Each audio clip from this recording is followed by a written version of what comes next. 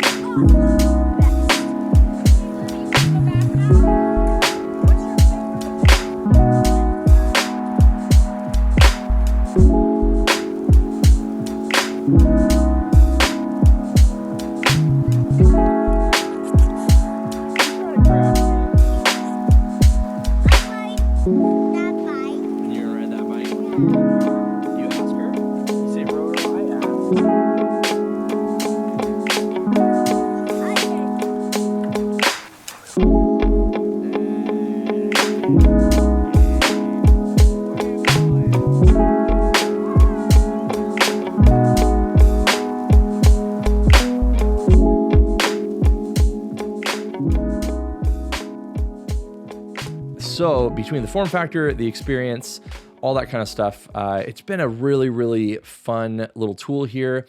So basically we have the Sony FX3. We have this camera, whatever. I don't know. I'll link it below. It was like $31 or something like that on Amazon. It's just a little collapsible thing. It, magnifies the viewfinder, but then also it kind of distorts it a little bit. So it's not perfect by any means. I believe this is the Tilta cage that also has a hand grip. The nice part about the hand grip is that you can move it far enough out of the way here that you can still place a little tripod mount. We're using the Sigma 28 to 70, just with like a moment variable ND filter, just to get that really nice kind of like motion blur there. And what you want to do as well is if you're going to use autofocus, you want to turn that focus speed on to really slow, because you don't have that like super snappy kind of autofocus normally. So a lot of the time I would be kind of just flipping it on manual focus anyway, and then I would kind of like zoom, focus. But a few times I would just leave it on autofocus, and for the most part it worked good.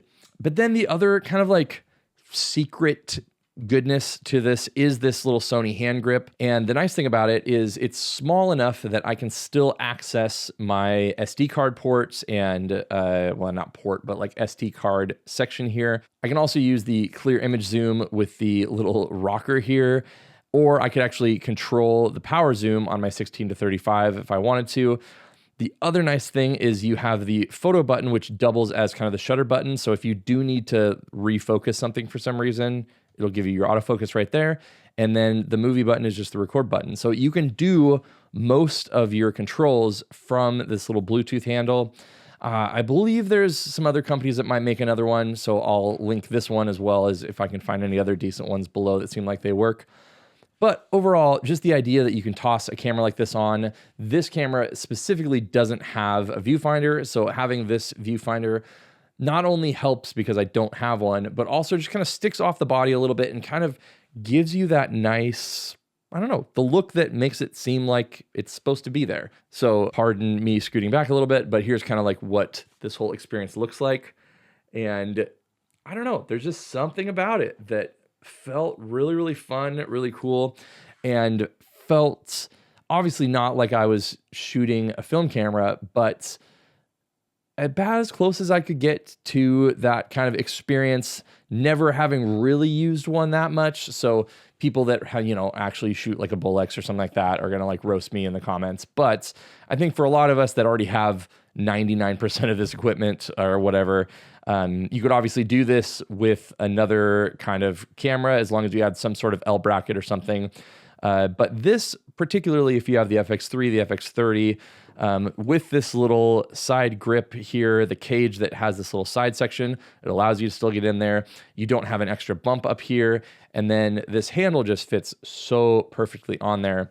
If you do want audio, you can add the little ECM B10, I believe is what this microphone is. So the nice thing about this is that you can just plug it in. There's no cables, and it doesn't take up that much extra space. The weird thing is it has this kind of like interesting shock mount, so it kind of like hangs down in a weird way. But if you did want audio, it's a really, really easy solution.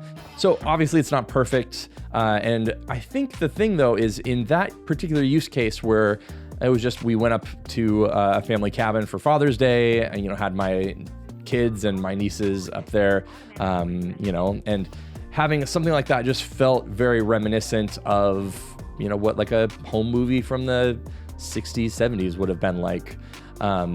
The thing, though, that I think that you're probably thinking, if you haven't already, is that, sure, you can crop into the middle of it, but you could also just use it vertically.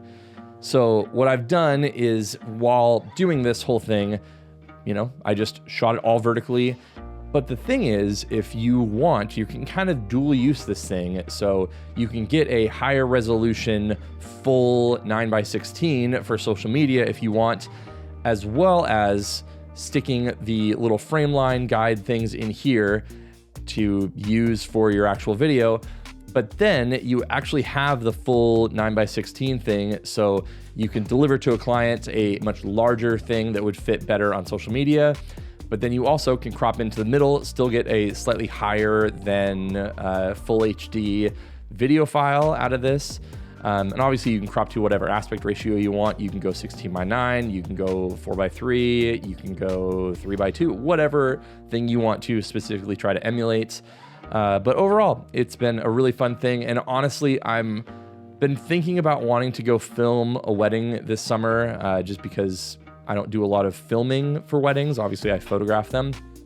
But I think that doing something like this, especially for an elopement or something, might be pretty cool. So I might toss that out there on social media and see if anybody wants a highly discounted, wedding video that I could do this on.